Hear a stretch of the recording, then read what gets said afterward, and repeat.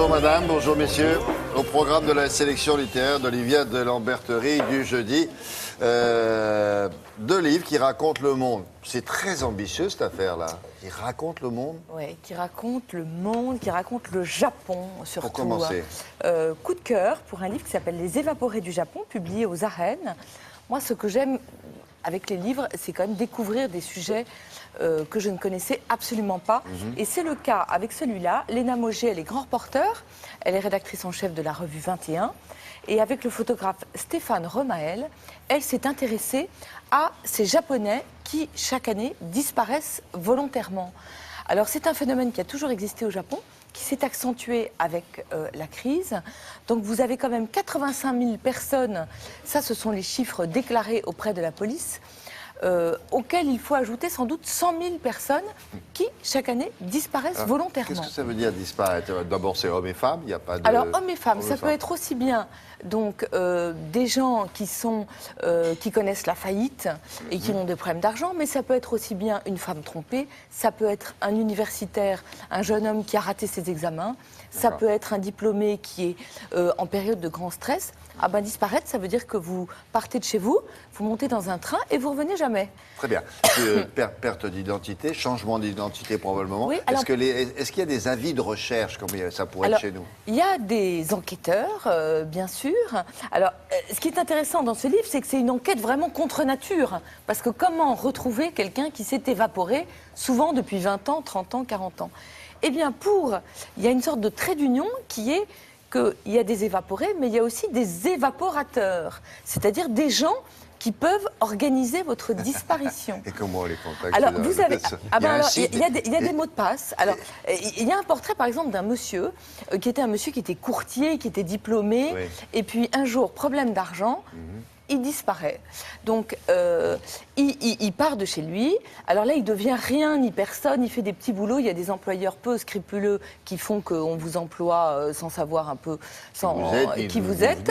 Bon, et puis, de fil en aiguille, il devient débarrasseur. Alors, débarrasseur au Japon, ça veut dire que vous débarrassez aussi bien un animal mort que des déchets industriels dangereux. Et puis, un jour, il s'aperçoit qu'il peut devenir évaporateur. Donc évaporateur, ça veut dire que vous organisez la disparition des gens. On vous appelle, il y a des sortes de codes. Là, c'était débarras en tout genre. Et on vient chez vous pendant la nuit, on peut même prendre vos meubles et hop, vous disparaissez. Tout ça est légal, en fait. C'est pour ça que pour les familles, c'est très très compliqué de retrouver les gens qui ont disparu.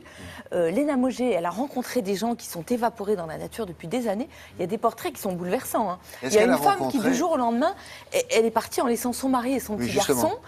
Alors, interviewer cette dame, c'est très intéressant. Est-ce qu'ils ont été interviewés la famille en disant est-ce que vous avez des nouvelles? Est-ce que vous savez ce qu'elle est? Oui, il y a des familles qui n'ont pas de nouvelles depuis des années. Alors parfois, il y a des histoires folles, c'est qu'au bout de 60 ans, vous rappelez votre mari.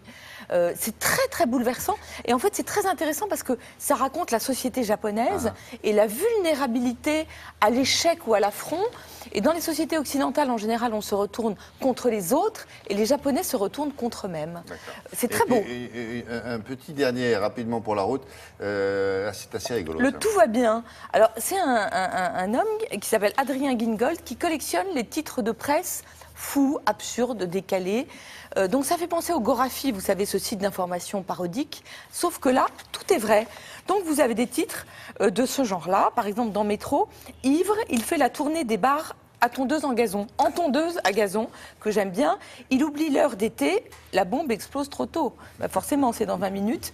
Alors celui-là, qui est un peu humour noir, il décapite son ami avec une corde de guitare et garde la tête pour discuter avec lui. Bah oui, vous voyez, il n'avait pas envie d'être tout seul. Vous avez aussi les nerveux.